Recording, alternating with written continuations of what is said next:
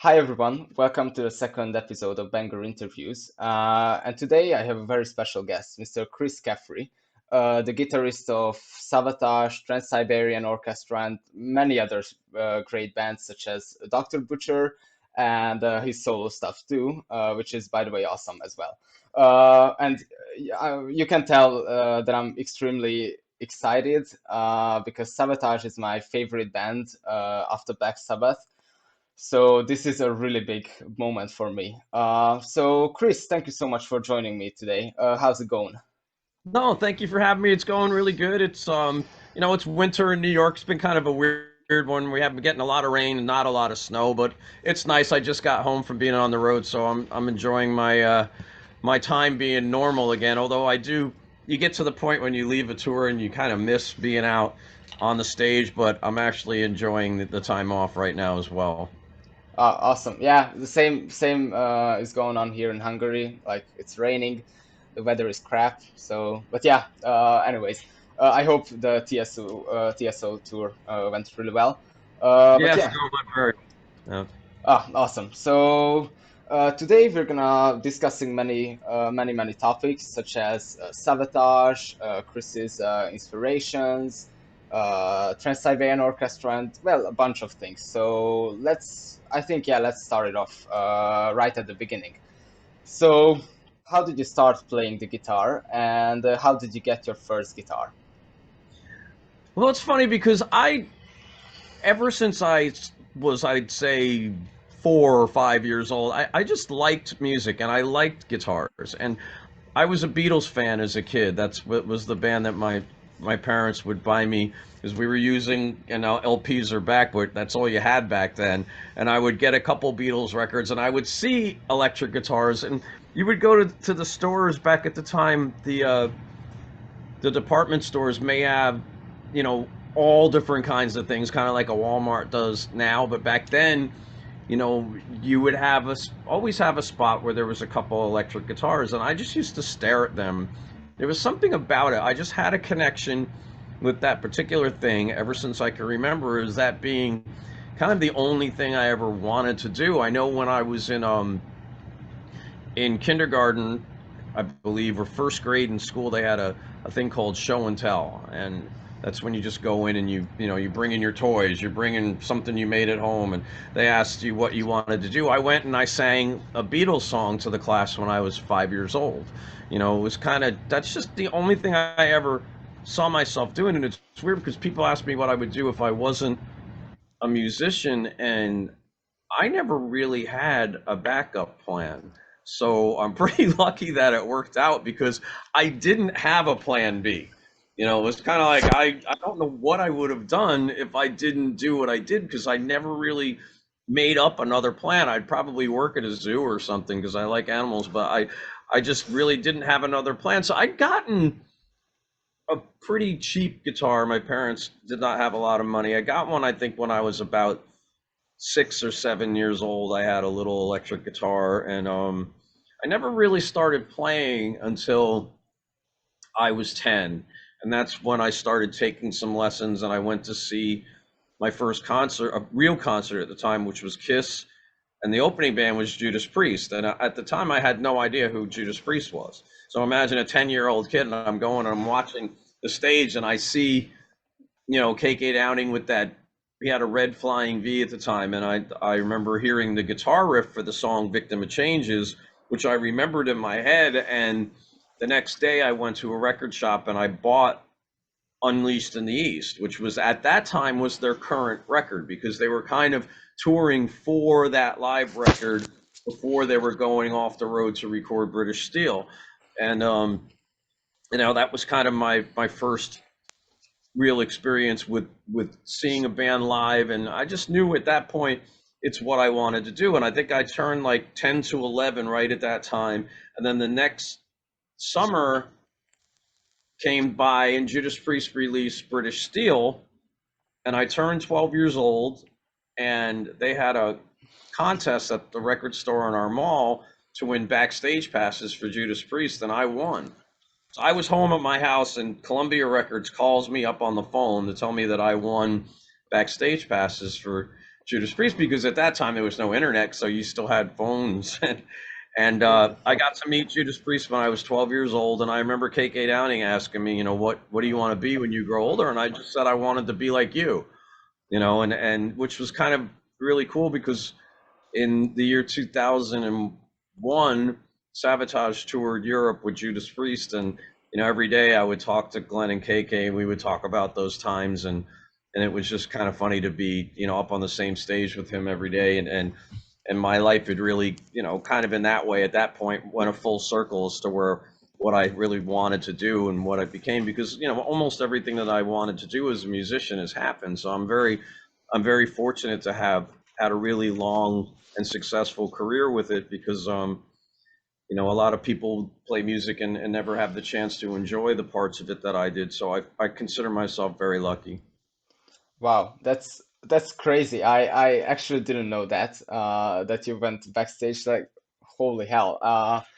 It must have been amazing. Yeah, I love Priest too, I so think I was the youngest fan they had at that time. There wasn't a lot of people, young people, that listened to heavy metal music. It was yeah. like, especially because of the way the concerts were, and you know, there was cigarette smoking, and the drinking age was younger, and people were smoking pot indoors, and like you didn't have little kids going to Yeah, concerts right. then.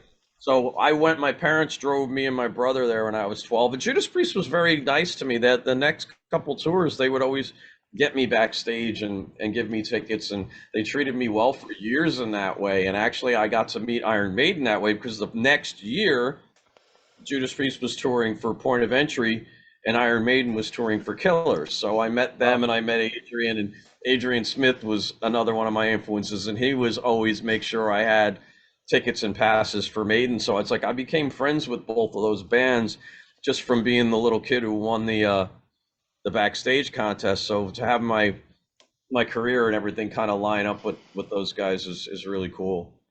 Nice. Well, you sort of answered my next question, but do you have a favorite guitarist, and which guitarist had the biggest influence on you? You know what? That's a really difficult question to answer, because I have a favorite guitarist in almost every kind of music, and then I have favorite types of guitar players. Like my favorite lead players would be like Michael Schenker is probably my favorite lead guitar player, and I really, really, really like and respect Yngwie Malmsteen, but more so when he first came out, like that Marching Out and the Alcatraz. The very first Alcatraz record to Yeah, me is a very special record of lead guitar work, because at that point in time, I don't think, I mean, Yngwie always had his confidence, but he wasn't really Yngwie Malmsteen yet. He was just a kid that was fighting to get out into the music world. So he had a fire in that playing them, but he also had a really unique thing about him where he was talking differently with his guitar. And I like when lead guitar players talk when they do their solos, which is why I like Schenker a lot, which I think Ace Frehley is an amazing lead guitar player, because he would talk in his guitar solos. They became part of the songs. And I think Yngwie at that point in time was really speaking differently as a guitar player. Whereas I think as he got known for being the fast guy and doing this, I think he tended to kind of lose the width of what was in his playing. He went to really being more focused on, I think, impressing people with what he was known for doing, than just in the beginning, where I think he played with a little bit more heart and soul. I think you listen to like Krina Corey and songs like that on that Alcatraz record, where it was just, you hear his blues influences more. You hear a little bit more. I mean, he still had his distinct Yngwie style, but and then there's writers. I mean, Tony Iommi is probably my favorite songwriting guitar player ever. Which is really fun for me to have just did. I did a cover of The Shining with yes. Ronnie Romero, which was a lot of fun, because I dissected that and made sure that I played that as close as humanly possible to what Tony did, because I just wanted to make sure I could do a really good cover version of one of the really cool songs that Sabbath had done, especially since I was friends with Ray Gillan, and that whole era was a time when Yeah. I heard that music before it was released. And then when that song with Ronnie came out, Tony Iommi posted the song on his internet stuff saying Yeah, see, how much he liked it. So I mean, to me, that was one of the greatest compliments I ever got in my life, to have one of the people that made me who I was, as a definitely as a writer, tell me that I did a great job playing one of his songs. It was really awesome. Yeah, yeah, definitely. Yeah, Ingwe, he's a classic. I love the first two Alcatraz records. And I have one of his CDs, but probably not gonna be able to find it. But anyways, yeah, and Ace Frehley, another classic, and Tony Iommi, my favorite guitarist of all time. So, so yeah, And of course I got to play and work with some of the greatest guitar players in the world. I had a chance to work with Chris Oliva, who was just absolutely. like, he was like a dime bag and like an Eddie Van Halen, where he had his own style, and he's created his own place in the history of music, like a Randy Rhoads. It's like Randy Rhoads only had a couple records, so Chris had a little bit more music that he'd given, but I don't think he'd given really anything less than Randy Rhoads does as far as the impact on things. I mean, Randy Rhoads had his own custom guitars made, and this and that, and Ozzy's you know band was obviously bigger than Savatage was while we were playing at that time. But I think as time has gone on, I think a lot of players and a lot of musicians and a lot of people respect Chris on the same level that they respect people like Randy and Eddie Van Halen. I think he deserves that, because what he did with heavy metal was very, I think, important. His contributions. Yeah, totally agree. Chris is also one of my absolute favorites, but yeah, we'll get there too. So, you don't only play the guitar, but a bunch of other instruments too, or at least a couple. Because as far as I know, on your solo studio albums, you do almost all of the instruments, including the vocals. Which instrument gives you the biggest challenge when recording an album? Um, I think that anything besides your comfort zone, which is the guitar, always gives you a challenge. I mean, I think, to be honest with you, I think it's challenging for a guitar player to play bass, because it's basically the same but different. So what you don't want to do when you play bass on your records is sound like a guitar player. So you have to kind of leave being a guitarist and imagine what it would be like just playing with the drums, which was why in a lot of ways that I always like to have the drum tracks for my record before I do my final guitars, because I like to do everything on top of that. Because I've worked with some really, really amazing bass players, and they just have a way that they play in with the drums to where it fills these holes in between you and the drum beat. It just gives it a complete feeling of a band and that solid rhythm. Now, there were times when I would do demos and I would play and I'd listen to me back, and you just, sometimes as a guitar player, you play bass a little bit too much like a guitar. So the important thing is to sit there and escape what you're doing, and kind of, what would a bass player do here? And it is a distinctly different instrument. And that's, I think, was one of the ones that was most kind of challenging, because when you're just playing keyboard notes, you're making a keyboard part. The keyboard has the keyboard sounds. If you're doing, percussion or drums or anything else that you may be throwing in, even with vocals, it's a different kind of science. But when you're trying to fill in to make a song be turned up in your stereo, you want to have that full cycle of sound. And then that comes a lot with having, the bass fill in those holes, and those holes get filled sonically and rhythmically. So I think that's probably the most difficult instrument I think I play, as far as having the part that's I'm happiest with. That's different than, if I had somebody else playing the bass, I know that a bass player would always give me something that sounds like a bass player. Me, it's like, it's always challenging for me to sit there and listen back going, yeah, I think I'm doing something that is as good as what a bass player would do, because I'm not a bass player. Let's get into the Savatage related questions. So if I'm correct, you first joined Savatage around 87. And yeah, my question would be, how did you meet the band and what was it like to be a member at that time?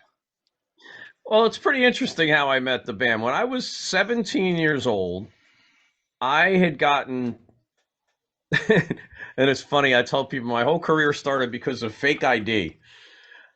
In New York State at the time, the drinking age went from 19 to 21. My older brother was 19. So if you were 19, you were able to still go to the bars and nightclubs. Um, there was no photo ID for driving at the time, not like you didn't have to have it.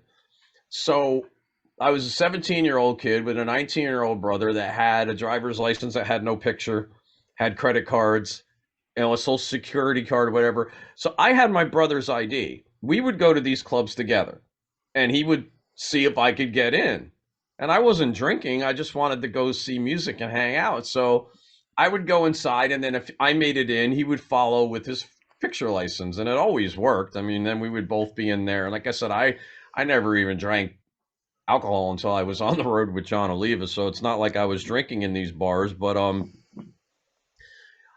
I was in New York City at a place, and the band that was called Heaven was hanging out there, and they had just released a record for CBS that was called Knocking on Heaven's Door, and it was pretty successful on MTV. And Paul O'Neill had actually produced that record, and their guitar player Mitch Perry had left the band for whatever reason. I forget exactly why Mitch had left, but he was out of heaven. So I knew they were looking for a guitar player, and I was 17, but I was good. I was a good guitar player for 17. I wasn't the greatest in the world, but I was good. I was really good at that age. And I had some demo tapes from my club band, and I gave a cassette tape to the singer, and I got the gig in Heaven. And Paul was producing the band and managing the band. So I met Paul Nice. O'Neill, and things kind of fell apart with Paul in Heaven, but Paul was like, I want you to be a part of this band I'm working on. And he just had gotten the call to work on Hall of the Mountain King. So he was in the studio working on that record. So I went down to the studio and I met the guys a few times. And, Paul had told me, he goes, when this band gets on the road, I want to fill the sound out and add another guitar player.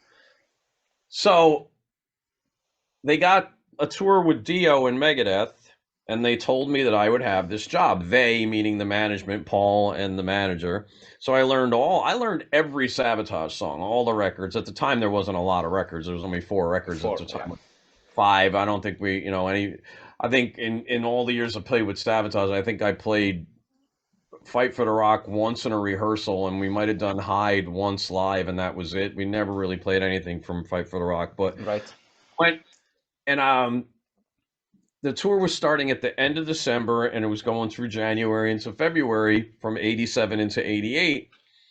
And I learned all the music, and I'm getting ready to leave, and the manager calls me up one day to tell me that Savatage got another guitar player in Florida to do this job. And I was like, no, they didn't. I wasn't going to accept that because I learned all their songs and I really liked this band. It was just something about when I played along with Chris Oliva's rhythms, we played exactly the same. It was weird. It's like he and I had so many of the same influences. He was on a different level for me and a completely different style, really, for me with lead playing. But rhythm wise, we played very similar. And I just wanted a chance. So I told the management and told Paul, I said, look, I'll buy myself a ticket to Florida. I lived in New York. And I said, let me go down there and play with the band. And if they don't like me, I'll pay for the ticket and go home. But if they do like me, you know, pay me back for the ticket and let me do the tour. So I flew myself to Florida and got into their rehearsal room. They didn't even pick me up at the airport. They just blew me up. They didn't really want, Chris didn't want another guitar player. This was Paul's idea. So they were basically lying to the management to tell them they had another guitar player, which they really didn't. This kid was going to go on the road and not play. You know, they were basically lying about it. They were Yeah, going to have right. him play some keyboards. And so I walk in this rehearsal room and they had an amp and they're like, so what do you want to play? And I'm like, I don't know, you tell me. They're like, what do you mean? I said, I know every one of your songs. And they were kind of like, right. And I'm like, I do. So I think they thought they were being a little odd and they said to play the whip. You know, and I'm like, all right, yeah, I know that song. And we played that and finished it. And I just saw them looking at each other. And they're like, all right, well, what about something off the Mountain King record? And we did 24 hours ago. And Great riff. we finished that song and they said, we'll be right back. They left the room and they came back in and told me that they were like, I forget the words exactly. They were like, something just happened to our sound that we weren't expecting. And we want you to do this tour. Because when me and Chris played together, it was a wall. It was something about me and him. It was like he was playing his songs with himself on the rhythm, you know, and that's what you'll hear when you listen to the Ghost in the Ruins live record. I mean, I have multiple rhythm tracks on that record. I have two rhythms on that. And the reason being was because Chris's guitar, we obviously couldn't re record, but his guitar had delay on it and a different sound. So when Paul tried to mix this record, my live tracks and Chris's, sonically it just sounded weird. So he wanted to throw Chris up the middle, kind of to give him a really good spot in the mix, like we would live, but we couldn't fill the rhythm guitar. So you would have that dead zone like an old Van Halen record, you know, where you didn't have one speaker without a rhythm. So I went and because we needed to match sounds, so sonically you wouldn't notice it was done in the studio and live, I had the chance to go in for the Ghost in the Ruin record and re-record every single song of my guitar with two tracks. You know, so when people talk about did you play on Savatage records, well, it's like, you know, I did every one of those songs on that record in the studio as if I was in the studio on a record, and Ghost in the Ruins is live with Chris, but it's studio with me. So it was my opportunity to be on all those old Savatage songs with Chris as a member of the band in the studio. So it was special for me to be able to do those that way.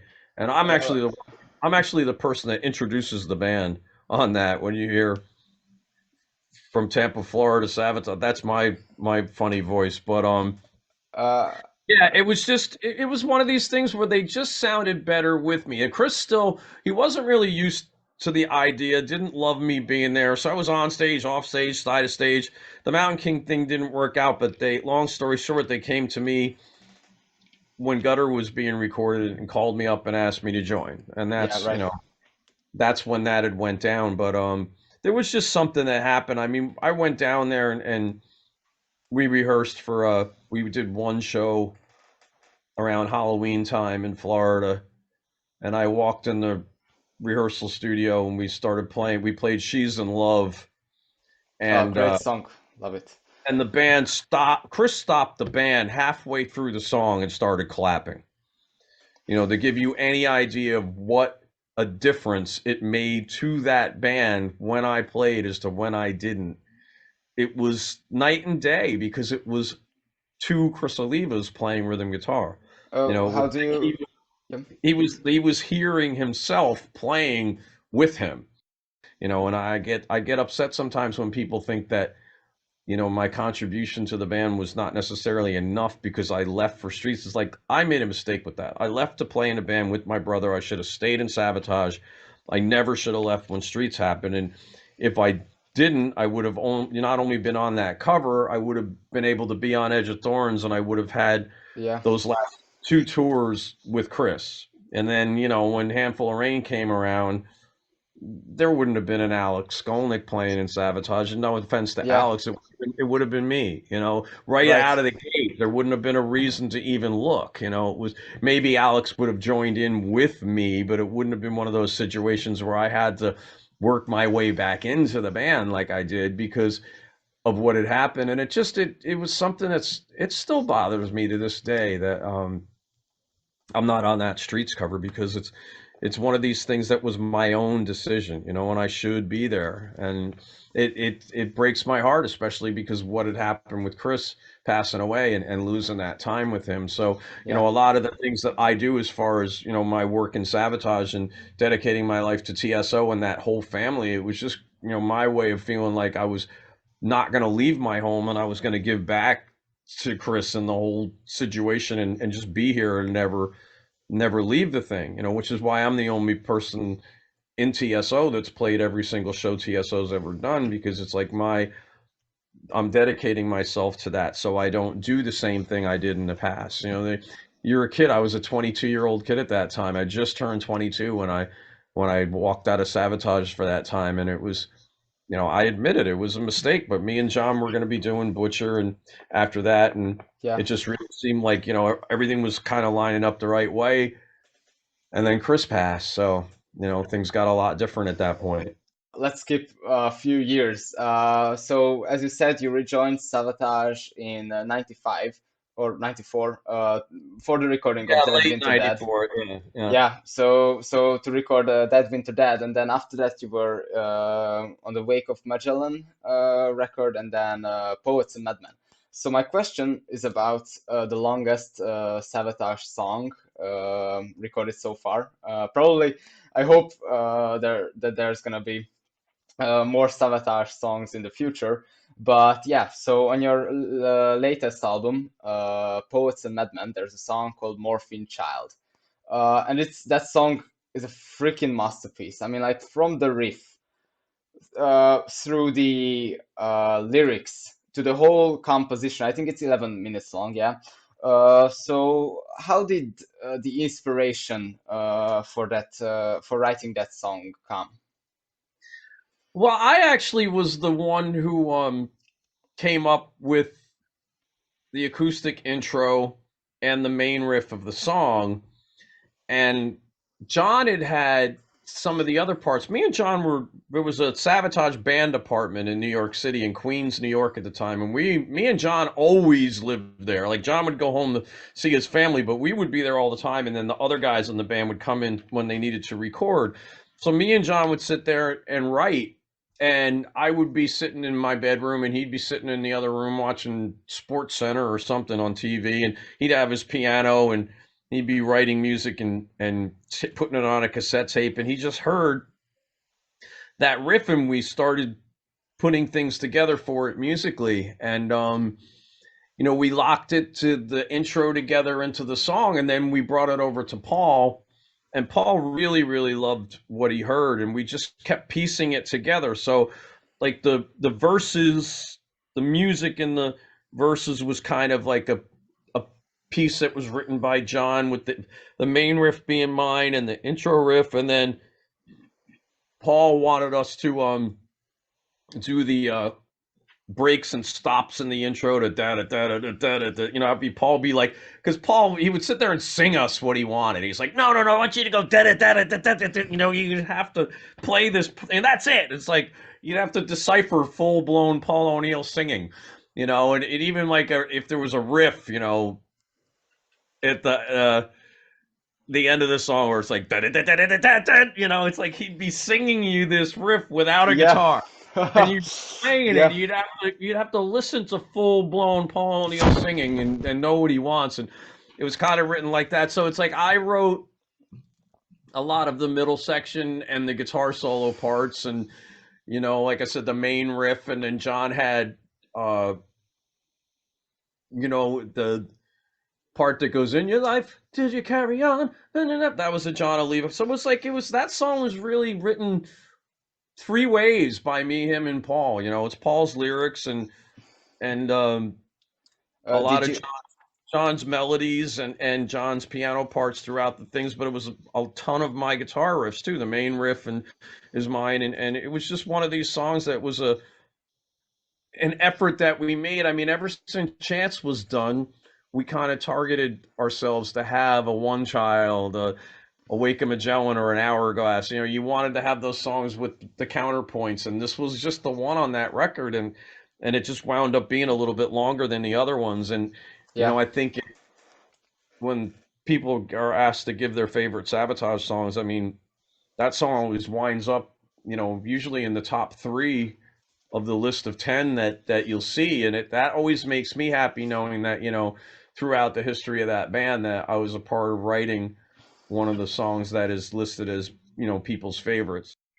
So, talking about the Savatage albums a bit, which Savatage record is your favorite? From both the ones that you were on and the ones that you weren't, and which one was the most fun to make? um it's kind of hard for me to answer that question because I think, you know, I as far as heavy metal goes, I always have to rank Mountain King as probably one of the greatest heavy metal records ever made. You know, it's Obviously. just so, and I think in a lot of ways, I think that was, especially vocally, I think Hall of the Mountain King is the greatest heavy metal vocal performance on a record ever. I know Yeah, yeah, you like Sabbath Sabotage, so do I, but I think Hall of the Mountain King, John just goes through so many different timbres and octaves and sounds, and you know, through that record, to me, he just really, without going over to the death metal side of things, he has every form of yeah. sabotage in him Yeah, on that. I oddly prefer Gutter Ballet over to Hall of the Mountain King, even as far as the vocals go. So, um, like, my favorite vocal performance of all time, outside Sabbath, Sabotage, is When the Crowds Are Gone. That scream, Yeah. that is fantastic. And the whole Gutter Ballet record, I think You John know, is. I think I like Gutter Ballet is probably my favorite Chris Oliva record, is probably Gutter. You know, it's kind of like I like so many of the Sabotage records in so many different ways. I mean, so it's kind of hard for me to pick any one. I think Sure. a lot of people love Streets and the story on Streets. I think maybe it's because of the fact that I just beat my head against the wall too many times without not being on that record, that you Yeah. know, I do love it too, but I'm really fond of Dead When Are Dead. I love that record and that story. I think that there's a, and the combination of John and Zach, and the way that that record flows, you know, and obviously there's a lot of things that came off of that album that changed all of our lives. Yeah, so it's always kind of hard for me to pick a favorite. You know, like I said, for different reasons. There's different songs or different things, you know, but I really like the Dead Winter Dead record. I love the Streets, the whole Streets story, and Yeah. you know, obviously, like I said, Gutter is always going to be very special to me. That was my first, you know, tour as being part of that band. So, and that record was just really awesome, top to bottom, you know, and there was always something very special about Mountain King too. I mean, that, like I said, that record to me is my favorite Yeah. Savatage metal album. You know, it's kind of Nice. has a, it has a feeling to me like I, when I listened to the first Butcher record, a lot of those songs I had written, you know, hoping to have, like the Chair and the Altar. Those were songs I wrote to be on the record following Gutter Ballet. So it's like, you know, Uh, those songs were songs I wanted to be heavy Sabotage songs at that time. nice. Yeah. It's good that. So first of all the records you mentioned are great. I love them too. So I share your opinion on that, and it's interesting to see that which album is your favorite and stuff like that. And my next question would be, what is your or what was your favorite tour or concert experience with either Savatage or Trans-Siberian Orchestra? Wow. Um, I think Sabotage really was blown away by what happened when we went to Greece. And we went there and we played, and I never heard fans singing not just the songs, the riffs and the guitar solos. You know, they were singing every part of the song, and it was just really a special kind of connection. We had that, you know, like I said, with the people in Brazil and a lot of these other countries and things, but there was just something about. There was one little basketball arena show we did in Greece that was really, really, really super special that I don't think many have come as close as. You know, that very last Fakken show we did Yeah. with the Savatage TSO combination of things is was really special for a lot of reasons. I think, you know, mainly because it was the first time we had gotten to go back into Europe as Savatage in about 15 years. So it was really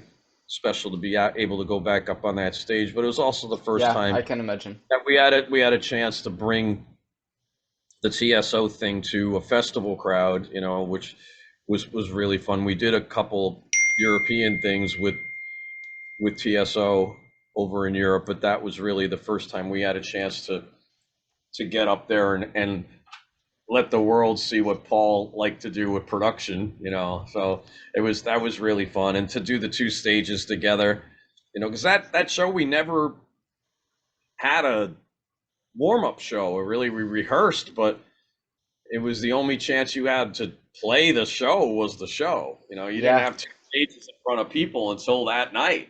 And the night before, we were going to go up there and sound check, but it was raining too bad to even sound check. So we wow, line checked, we checked our sounds, but we never had a chance to play anything. We that's basically crazy. checked our sounds and left because Paul didn't want us getting struck by lightning, and we just headed out. You know, when we went and played that next day, there was a foot of it's muddy at Vakken at times, but I think that's the worst I ever saw it. It was like a foot of mud, and Yeah, you look around, you could literally couldn't even walk through a lot of the festival grounds, and it rained the whole day we played. And it kind of stopped when we were playing, but it still kicked in and out. And it was a real typical Vakken day up there on that yeah, Thursday. And we walked around the next day and the sun was out, and I was like, why didn't this happen the day before? But it you know, when we were on stage, you kind of watched the storm stop, and a big moon came out into the sky in the middle of the concert, and everything kind of stopped in the middle of it. But I think yeah, that's pretty much it. I mean, with TSO, you know, you get a lot of different places you'll go that are special in the States. I think the very first time we played Madison Square Garden was really special, I think, for all of us, just because that's kind of some place you always dream of playing when you're a kid. You know, we want to play the Garden, want to play the Garden, and we got a chance to play there, which was really funny because I lived in the city at the time and I wanted to stop home during the day, and Paul was yelling at me because he's like, no matter what you do, I don't want you taking the subway. I want you to take a taxi or a car service. So of course I don't listen to anybody. You know, don't press this button. yeah. I go Uh, home and I take the subway back to Madison Square Garden, and I just remember walking out of the subway tunnel and looking up and seeing Trans-Siberian Orchestra sold out on that marquee, and it was, you know, TSO was something that I was in from the very start. So yes. I had a chance to be headlining Madison Square Garden with the band that I was in on City Beneath the Surface and Sirens. You know, it was like I was in TSO from the very first second. Yeah, So one of these things where it's like, all right, you had that opportunity to watch something go from the first breath to headlining something like the Garden, and it was a really special moment. awesome, awesome. Drifting towards the TSO questions or question. Paul O'Neill, the mastermind behind the whole Trans-Siberian Orchestra project, has passed away in 2017. Yeah. So, what is it like to be in TSO after Paul's passing? And will there ever be another Trans-Siberian Orchestra studio album?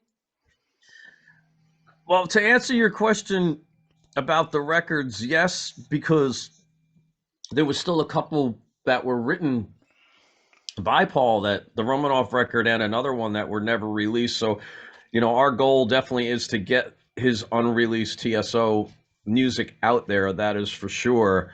Um, it'll never be the same as it was when Paul was alive.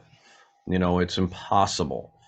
I mean, it's his baby. It was his vision. It was his, stories. And when Paul was alive, he was a part of every single second of TSO. Every second of our creative time, every second of our business time, every second of our personal lives. When we had problems or something, I would call Paul, and that was the weirdest thing for me. When Paul passed, I wasn't able to call Paul.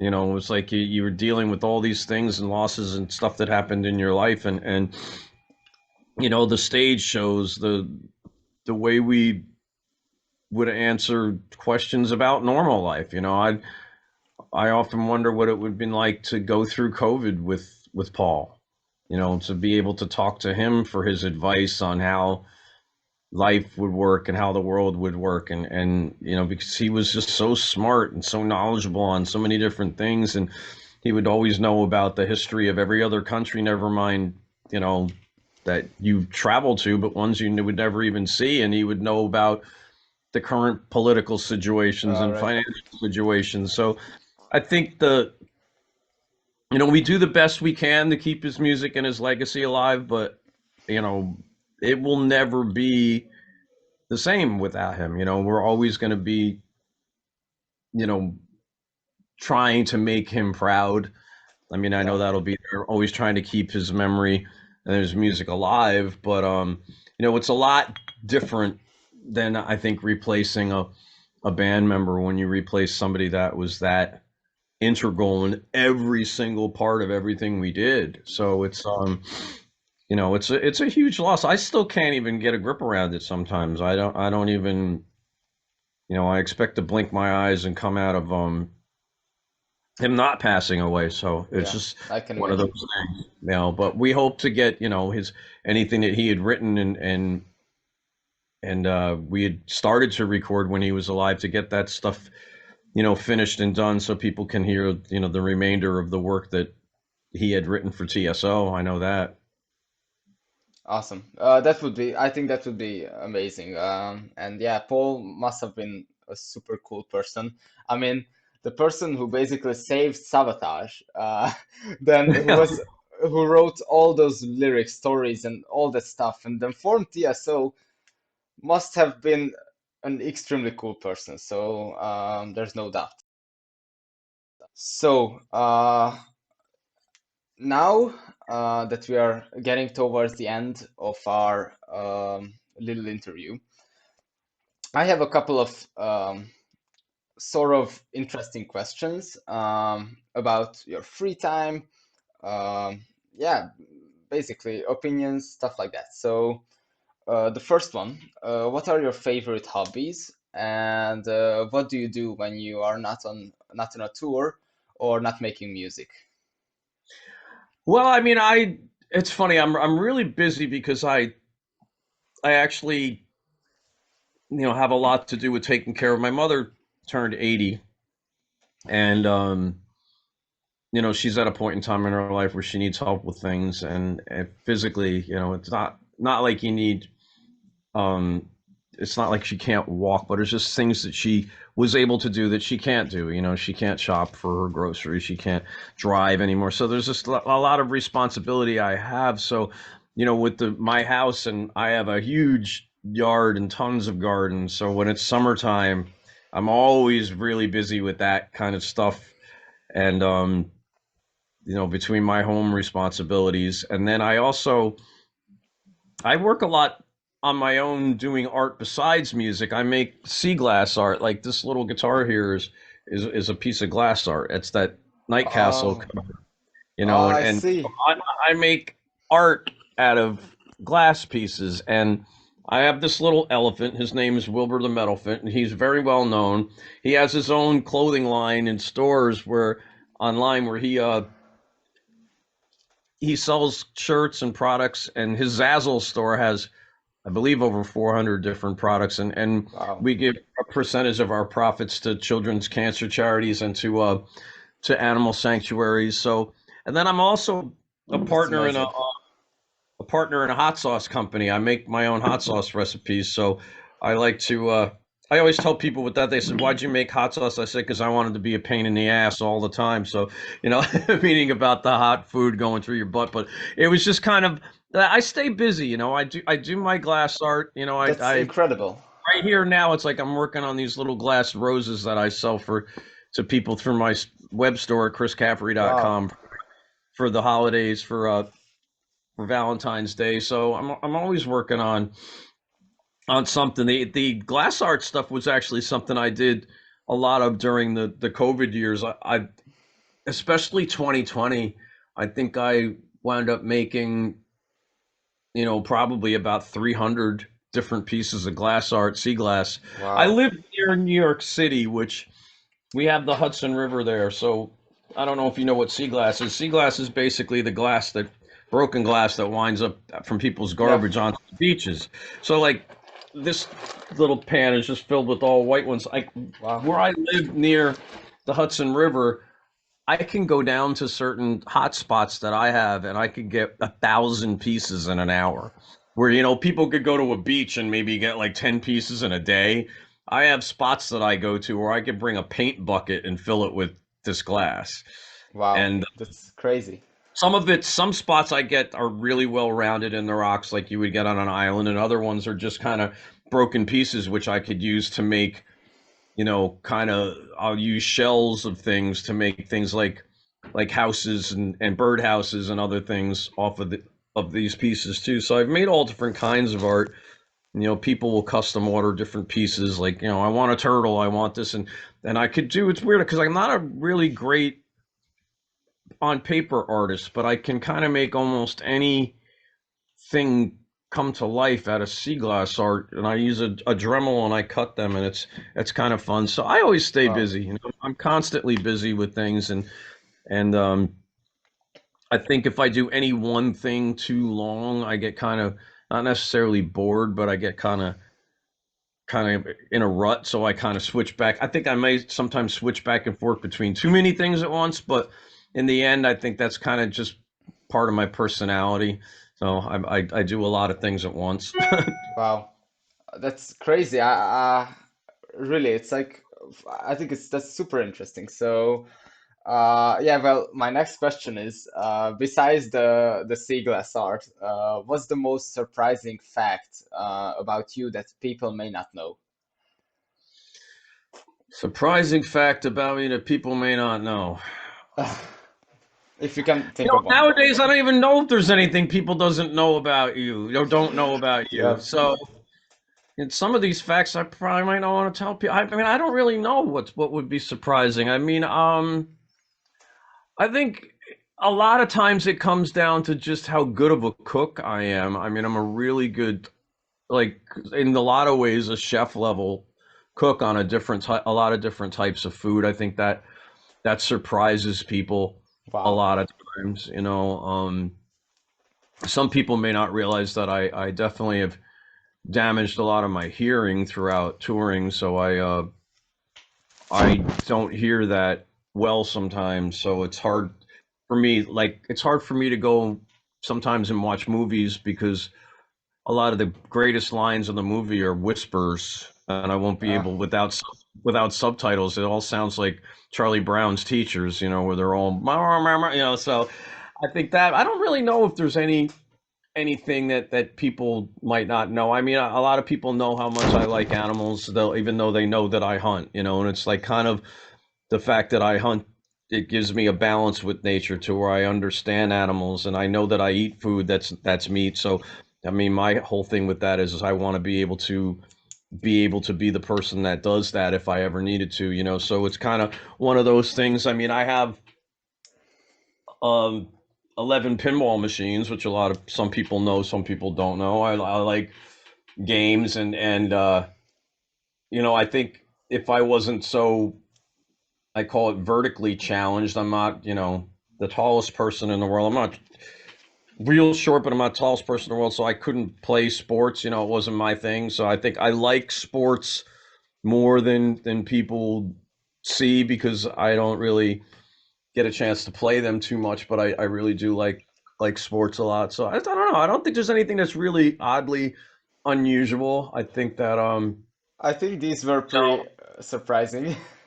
yeah. I mean, I just I like life and I like making people happy. I think so. I think if the one thing that might be the biggest surprise to everybody is the fact that you know I usually wind up taking care of myself last. I think that that's probably where I have went in my life with so many of decisions and things that I've done that a lot of my decisions have been made in the best interest of others. And I think that's, I'm not nearly as selfish as a lot of the people that I've dealt with in my life. Let's put it that way. Is there an underground rock or metal album that you would recommend to the people watching this interview? Hmm. Or lesser known album, that's also good. Well, I mean, other than ones I've done that people don't know, I mean, wow, there's a lot of different ones that I really like. I mean, I loved, there was a band that came out of Baltimore that was called Kicks. I mean, a lot of people know who they are. They got kind of famous for the MTV thing, but they had a record called Midnight Dynamite, which I always consider to be a little bit underground because their record that made it big was called Blow My Fuse. But that Midnight Dynamite record was a really superior kind of a metal record in that way that I just really enjoyed. I think that there's just so many different records that people do know of. It's like under a lot of these records aren't underground, but some things like the old Riot records were records that I would always recommend to metal fans, and there's just so many different records that I think that I would consider ones that people don't know, but then you get surprised throughout time how many people do know of, they know of them now.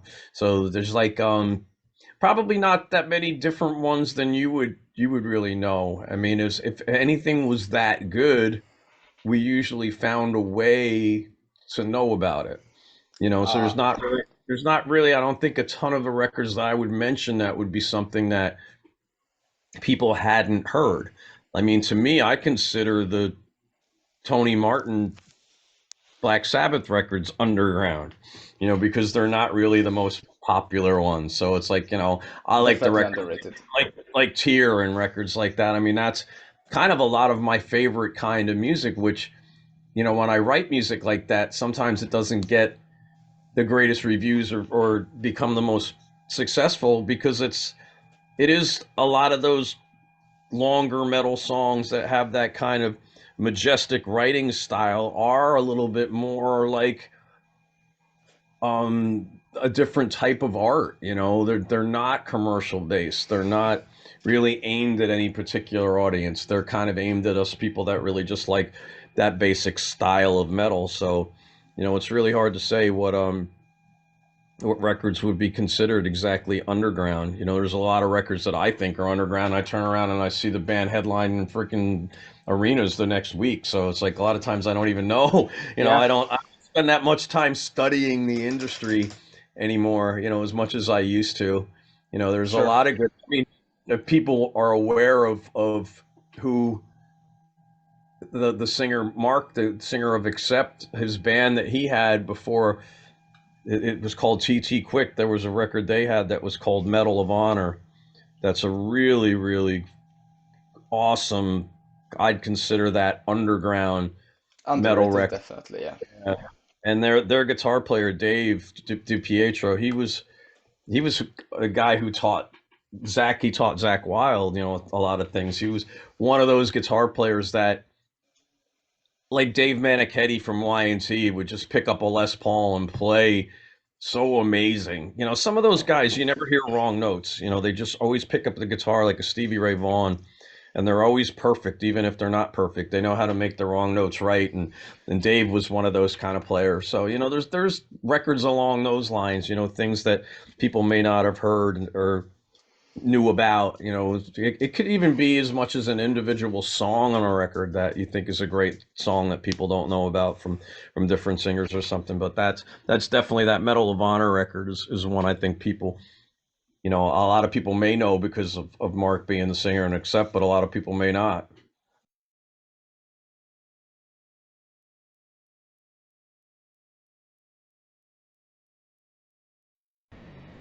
It's time to ask the final question. But I gotta say, it was an absolutely amazing experience. That's this Oh, little thank you. chat They we were had. they were good questions, Uh, and your honesty and emotion is really appreciated. And I was glad I had a chance to have this talk. Thank you very much. So, what's your message to all the metal, rock, Savatage, DSO, and Chris Caffery fans out there? I mean, the same message I always give. I thank people for giving all of us the opportunity to have, a real special kind of a life. A way to get our music out to them and for them supporting it. And obviously, the same people are keeping music going in every way, shape, or form through live shows and stuff. So, just thank the fans for supporting, and if anything, just realize that I'm one of them. I'm just a kid that got lucky enough to have it as a job, and I just appreciate people making that possible. Awesome. Thank you very much. So Yeah. if there's if this is all, then I'd like to say thank you very much for joining me today. Thank you. It was incredible. So yeah, thank you very much once again. Thank you guys for watching. Long live metal. Thank you.